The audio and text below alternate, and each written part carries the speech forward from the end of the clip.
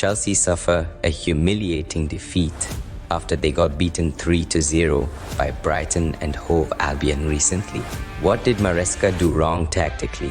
What did Hürzeler do correct tactically? We'll unravel all that in a few minutes. Just borrow me a few minutes of your time.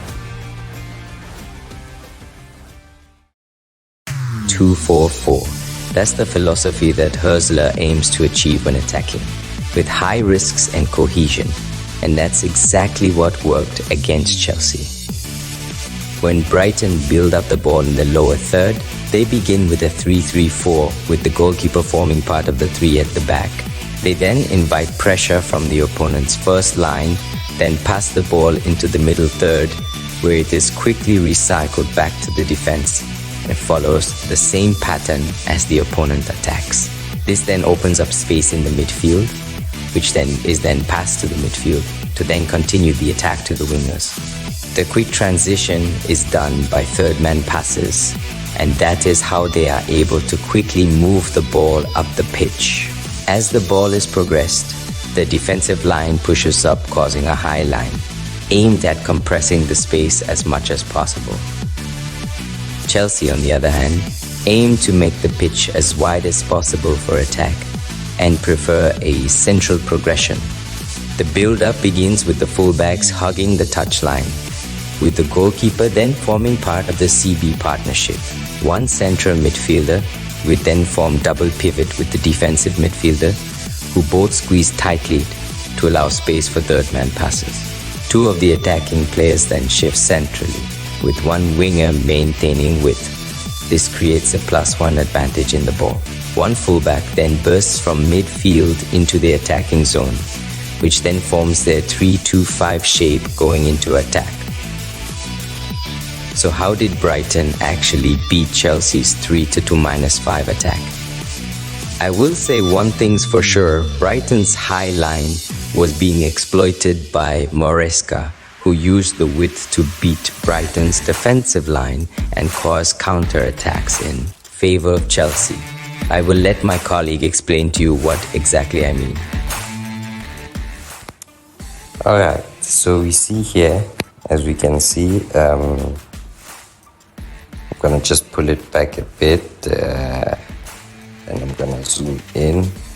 So, as you can see, Chelsea start their build-up attack again with the player over here. Let me just quickly do it here for you. So you have a player over here who plays it then for for Kunku, who lays it off for Gusto, and then there is the width. So as you can see now, the high line of, let me quickly show you the high line. So you have now the high line, now you have it exposed, as you can see over here. So you have 1, 2, 3, there's the high line. Now you have advantages and Gusto lays it off.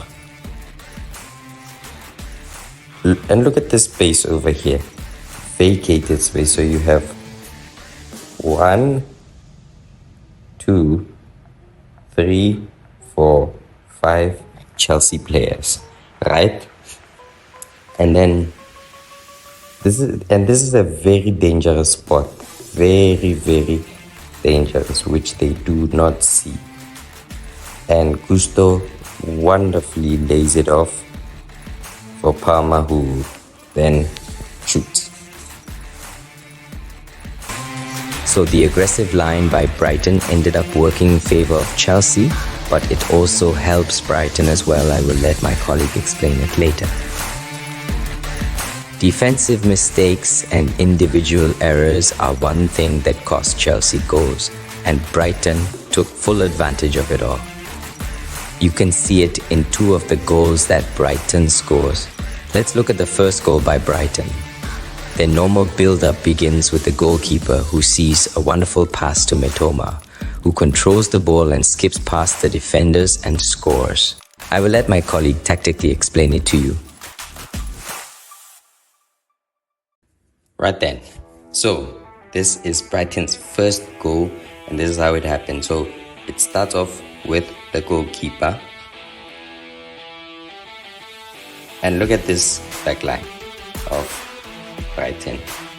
So you have the players forming part of the defensive line with the goalkeeper.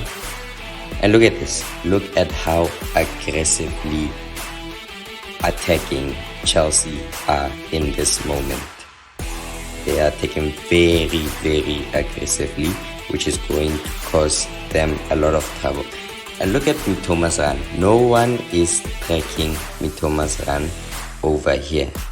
No one is anticipating him. And yes, look at how many players for Chelsea are aggressively attacking. So you have 1, 2, 3, 4, and 5, and 6. 6 players who are all aggressively attacking. And then Verbruggen sees the run, lays it off for Mitoma. Yet again, you have a disorganized Chelsea defense.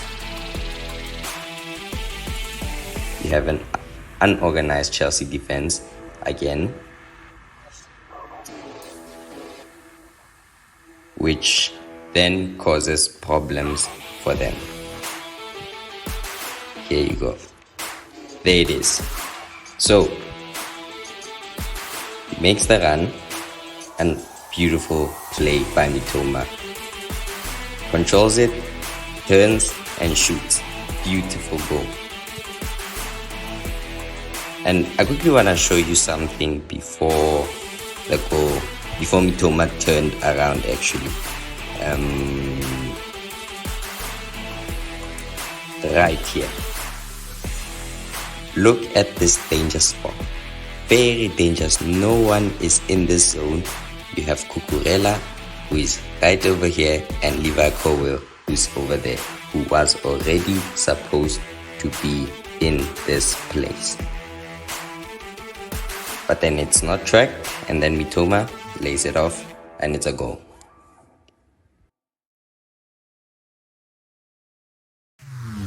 Brighton's third goal as a result of their wonderful build-up play, which I explained, starts with the goalkeeper forming a line with the defense and sees the player in midfield. And the player links up with another player to then lay it off to Mitoma, who advances but loses the ball. And this is where Brighton's high line comes to benefit, and they win the ball, which allows a turnover attack.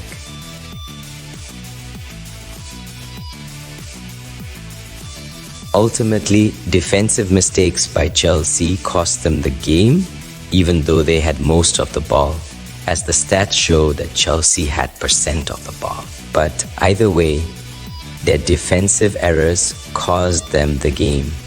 If you enjoyed this video, hit the like button and subscribe for more content like this. Also consider sharing this video to other football fans so they can also understand the game. Don't forget to leave a comment and tell me if Maresca will be successful at Chelsea, will Hürsler succeed at Brighton, and where will they both finish in the Premier League table. We'll see you in the next one.